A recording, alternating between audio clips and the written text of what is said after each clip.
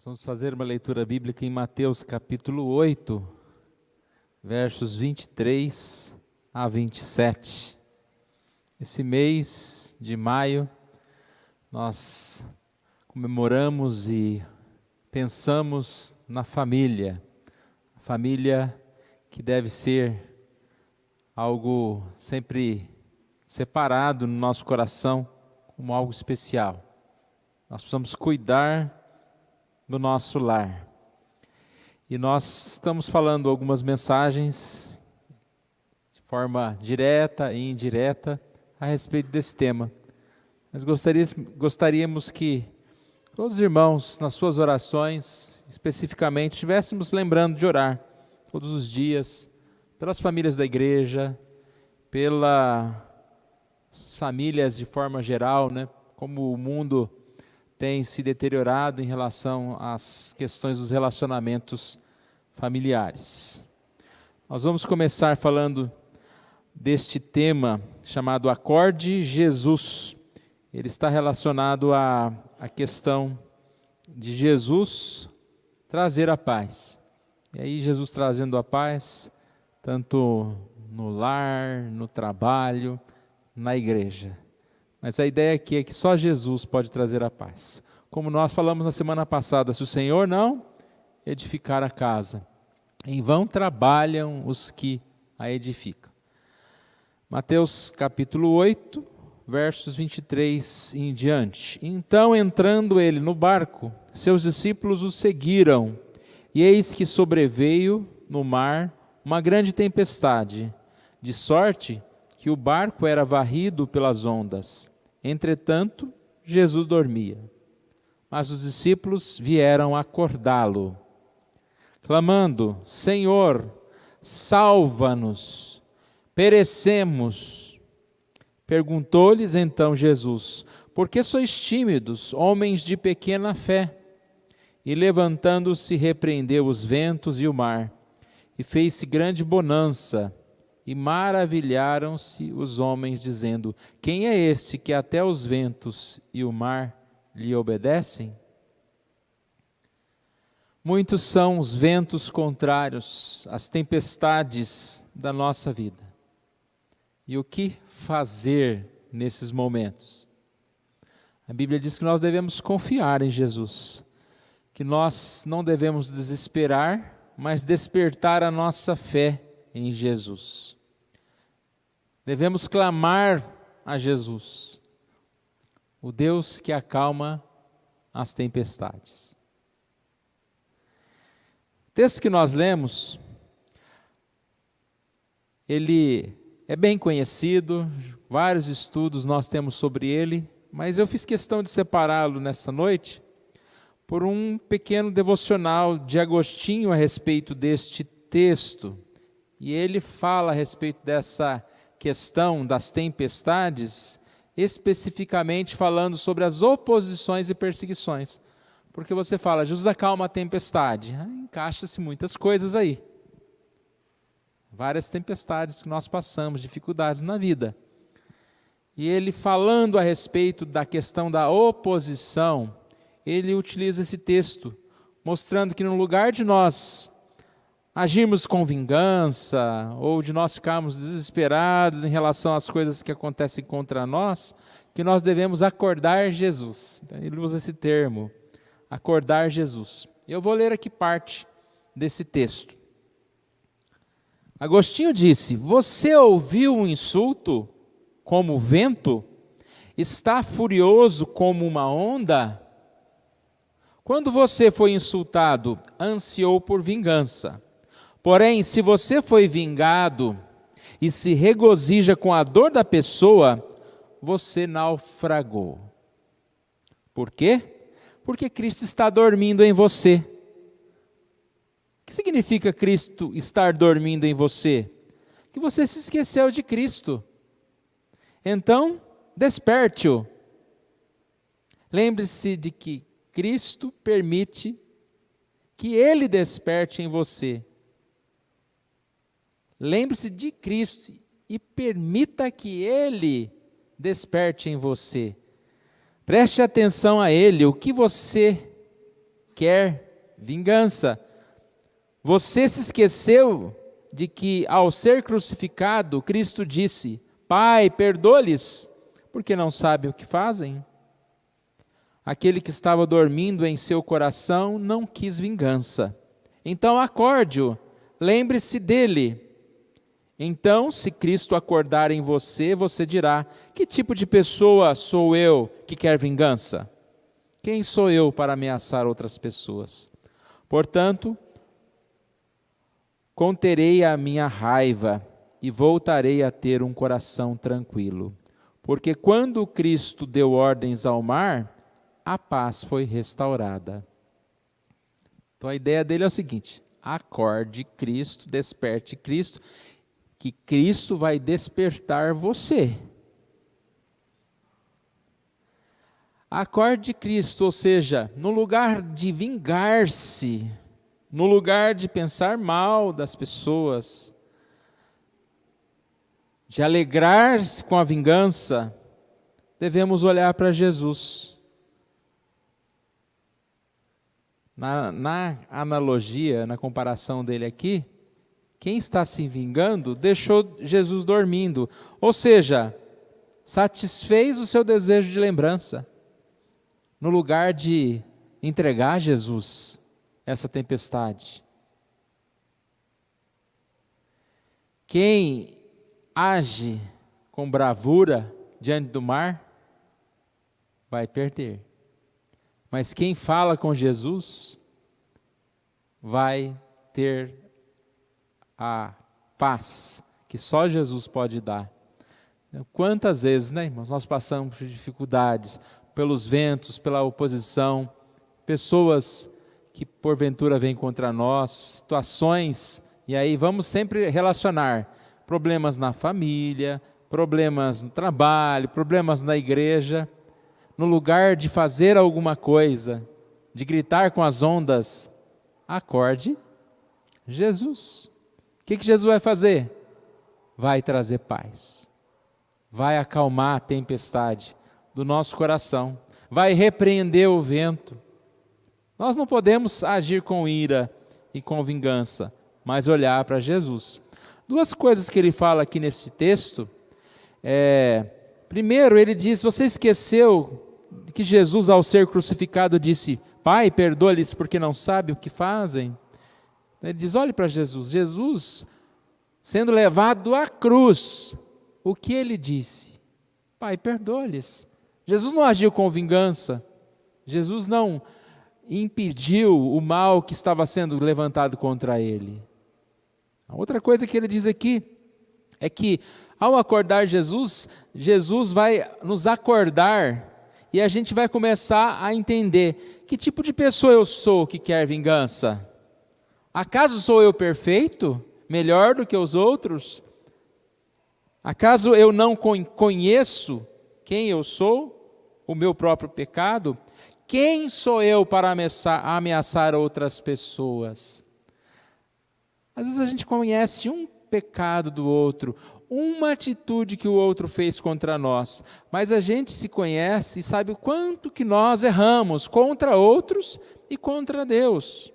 Quem sou eu para repreender um vento, quando eu muitas vezes também tenho muitos outros pecados contra Deus e contra o próximo? Então é interessante ver isso. Em resumo, no lugar da vingança, devemos olhar para Jesus, seguir o exemplo de Jesus, não se vingar, não se alegrar com a vingança, perdoar, orar pelos que nos perseguem. Lembrar que nós estamos longe de ser perfeitos.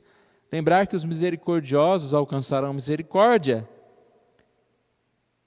Que Deus disse: a mim pertence a vingança. Acorde Jesus. Jesus é a nossa âncora. Em Hebreus 6,19, há uma passagem que diz que Jesus é a âncora da alma. Eu gosto muito dessa expressão, porque a nossa alma, ela pode estar turbada, ela pode estar fora de si, mas como nós cantamos, Jesus é a nossa força, nós podemos confiar, nós podemos continuar. E a âncora é um instrumento muito importante na navegação, para dar essa estabilidade, para ancorar o navio, para que ele não venha a se despedaçar de um lado para o outro, para que ele tenha uma firmeza. E é importante lembrar, irmãos, que Deus não nos livra do temporal, mas no temporal. Por que eu estou dizendo isso? Porque a gente precisa ser lembrado disso. Nós seguimos a vida em relacionamentos, não é? Nós seguimos a nossa vida e nós vamos ter momentos de alteração, de paz e conflito. Como não ter problemas com os outros? Isolando-se de todo mundo? Sabemos que isso não adianta. É pior. Não é só covarde, mas é impossível se viver sozinho. Nós estamos numa sociedade que cada vez mais quer viver sozinha. Então você não conversa mais com as pessoas, você pede lanche por um aplicativo, você faz o seu trabalho de banco por um aplicativo, você compra as coisas, não vai mais na loja, e você às vezes se relaciona com pessoas pelo WhatsApp, e ao invés de se encontrar faz reunião pela internet. Até onde que isso vai? Nós vamos cada um viver sozinho no tal do multiverso lá? Não podemos ver isso, não podemos viver assim. Nós vivemos em relacionamento. Só que aí a gente muitas vezes pensa, não, mas eu vou viver nos relacionamentos, mas eu peço a Deus que Deus me livre dos temporais, que eu não enfrente tribulações, e que o meu esposo fique bonzinho, perfeito, não faça mais aquilo que me incomoda. Ou o filho pede, que eu quero viver melhor, que as portas se abram para mim, eu não tenho oposição. Deus não nos livra do temporal, mas no temporal. Só podemos navegar com segurança em Jesus. Lá no Salmo 127 que nós lemos. Se o Senhor não edificar a casa, em vão trabalham os que a edificam. Sem o Senhor, não tem condição de termos família, não temos condição de termos vida, de termos nada. Irmãos, o marinheiro que vai viajar, ele pode até pedir para que o mar seja calmo, mas ele sabe que em um momento ou outro ele vai enfrentar tempestades, dificuldades, um mau tempo, seja no mínimo uma escuridão. Então o seu navio é bem aparelhado, com vários instrumentos, entre eles, o que nós estamos falando aqui, da âncora. A âncora. A nossa oração, muitas vezes é: Deus me livre do temporal, que eu não enfrente tribulações, que ninguém me trate mal. Mas a nossa oração deve ser que eu esteja ancorado em Jesus, para que eu enfrente as dificuldades. Num dos salmos que foi lido na nossa liturgia, nós lemos a respeito do perdão de pecados, e lá falava sobre esta calma, Deixa-me ler, é o Salmo 32 mesmo, Salmo 32, 5 e 6. No versículo 6 diz: sendo assim, todo homem piedoso te fará súplicas em tempo de poder encontrar-te. Com efeito, quando transbordarem as muitas águas, não o atingirão. Aquele que confessa o seu pecado, aquele que busca Deus, aquele que tem o Senhor Jesus como âncora, ele tem essa estabilidade, mesmo diante dos ventos contrários. O marinheiro, além de pedir uma viagem calma, ele tem que ter um barco bem aparelhado. Ele precisa disso. E nós, irmãos, para termos uma viagem de paz, nós precisamos ter um coração bem firmado em Cristo, que é a nossa rocha, que é a nossa segurança. Tem um texto de uma mulher chamada Priscila. Ela disse: sua âncora está segura? Ela começa com perguntas. Sua âncora está segura durante as tempestades da vida, quando as nuvens abrem as suas asas de conflitos? Outra pergunta: quando as marés fortes se levantam e esticam os cabos, sua âncora vacilará ou firme se manterá? Nós temos uma âncora que sustém a alma, firme e segura quando surgem as ondas, presa à rocha que não pode mover-se, segura e firmada no profundo amor do Salvador. Nós temos a âncora. E quando as tempestades chegam, nós temos essa segurança, nós temos essa força para seguir adiante. O Salmo 127, que foi estudado parte dele na semana passada, é um salmo chamado Salmos de Romagem. O que era isso? É salmo de peregrinação. Era usado pelos peregrinos que subiam para Jerusalém, para as festas de Israel, pelo menos 3 vezes por ano. Então, à medida que caminhavam, eles se fortaleciam espiritualmente cantando e recitando esses salmos. Temos enfatizado muito essa necessidade da repetição, do estudo, de algumas coisas que precisam ser fortalecidas no nosso coração. O Salmo 127 é uma expressão de gratidão, de temor, de confiança. Aqui um comentário de Calvino diz que ao ler esse salmo, eles estavam aprendendo e afirmando a mensagem de que sem a ajuda de Deus, eles não conseguiriam fazer nada. Em vão trabalham, não poderiam construir o templo e a nação. Tudo depende de Deus. E tudo assim é sustentado por Deus. Nosso tema está relacionado a uma família de Jesus edificada na verdade. Não há outro jeito, irmãos. Não há outra forma de nós vivermos. É muito bom nós termos família, é muito bom nós vivermos, mas nós precisamos manter esses olhos fixos em Jesus, na palavra, edificar a nossa vida em Jesus. A segunda parte aqui do texto: herança do Senhor são os filhos, o fruto do ventre o seu galardão. Salmo 127. O que esse texto está dizendo? Quem que nos dá os filhos? Herança do Senhor. São nossos, não são porque nós somos capazes de ter filhos, mas porque Deus nos deu a família, Deus nos deu condição de termos filhos. É chamado de galardão, presente de Deus. E a família, como deve ser? Unida. Como podemos ser unidos? Jesus tem que estar acordado, tem que estar presente.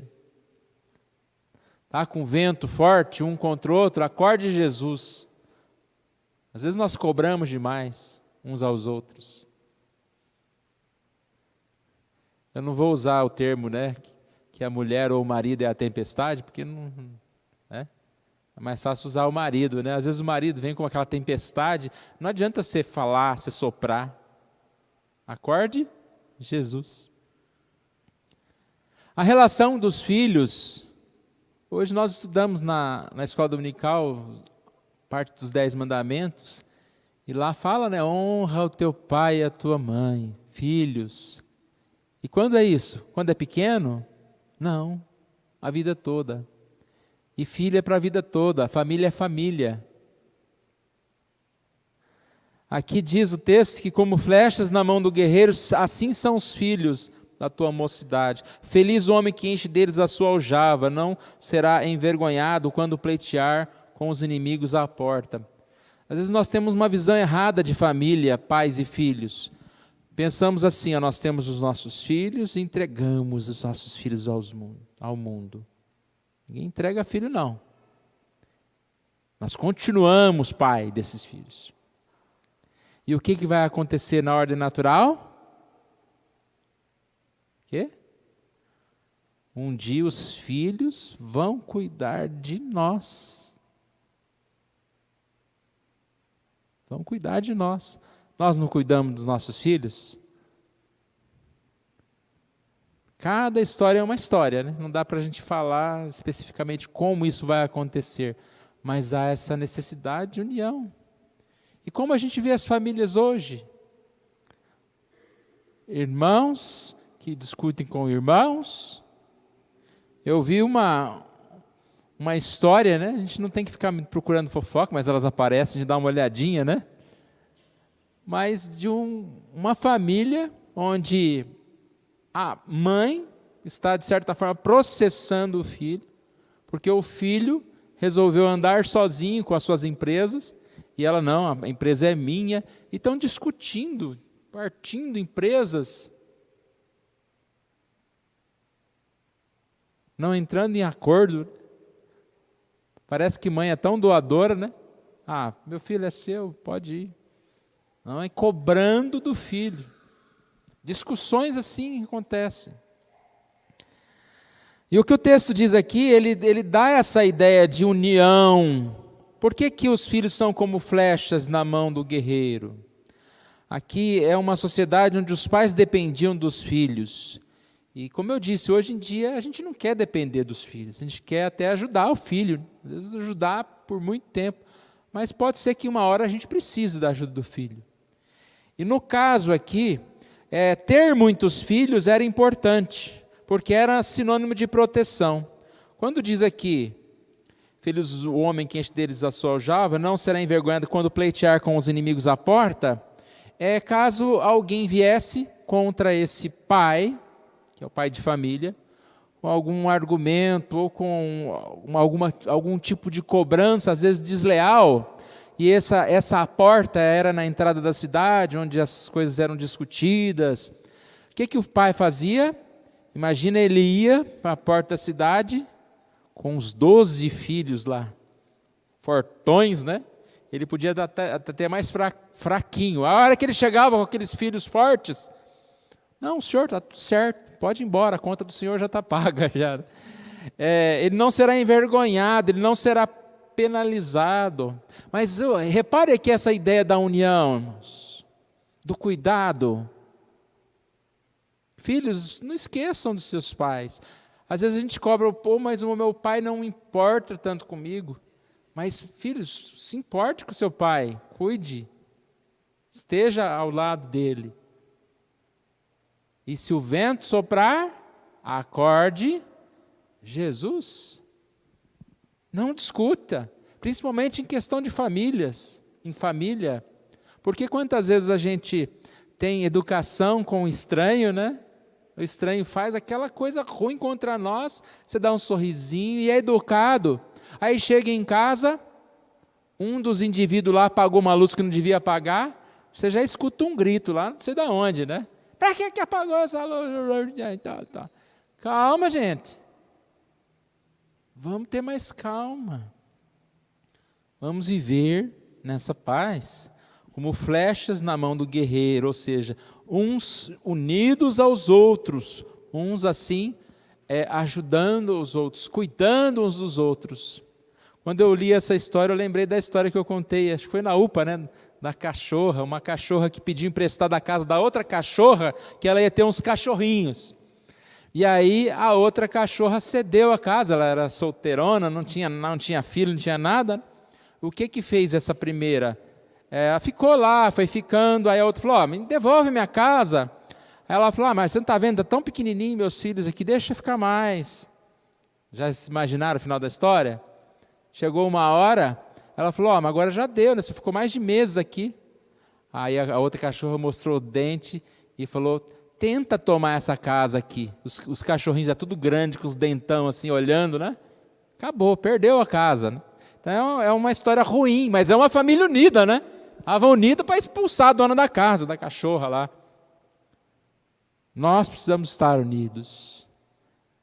É triste, às vezes você vê família falando mal da própria família. Irmão falando mal do irmão. Uma vez eu vi um esposo falando mal da esposa, eu falei, não é possível, que você está falando o quê? Da sua esposa, desse jeito, para mim, né? Uma exposição. Marido, você não fala nada da sua esposa, só elogio. Nós precisamos guardar, né, O casamento é algo tão sagrado, tão nosso. A gente não tem que ficar falando, contando os problemas, a não ser que seja algum momento específico, algum cuidado, um aconselhamento que você vai fazer com alguém. Mas nós precisamos viver essa união no nosso lar. Concluindo, irmãos, nós precisamos e podemos viver em paz, mas nós precisamos de Jesus sempre à frente. Ele é a âncora da alma, Ele é a segurança firme da nossa vida. Nós possamos entender essa importância. Primeiro, de entender que realmente é Deus que cuida, que edifica a nossa casa, a nossa vida. Mas a partir daí, buscar Jesus. Buscar a orientação de Jesus. E esse termo acordar de Jesus, não é que Jesus esteja dormindo, né? Mas é essa ideia de clamar a Jesus. De ser orientado por Jesus. Pensar antes de agir com vingança, antes de agir com maldade, antes de tomar qualquer decisão. E sempre pensar como Jesus, que sofreu sem precisar, no sentido de sem ser culpado. Quantas vezes nós estamos sofrendo é por culpa mesmo, por erros nossos. Nós possamos amar e perdoar o nosso próximo. Vamos ficar em pé, vamos orar ao nosso Deus.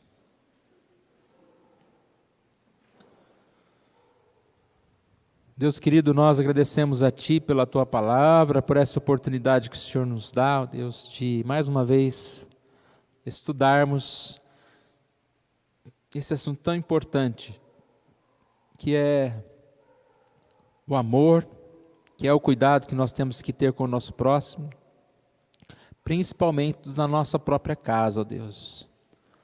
Ó Pai amado, que o Senhor aumente no nosso coração essa consciência da responsabilidade que nós temos em relação ao nosso lar. E assim, ó Pai, em relação ao cuidado de uns para com os outros. Que o Senhor Deus aumente a nossa paz.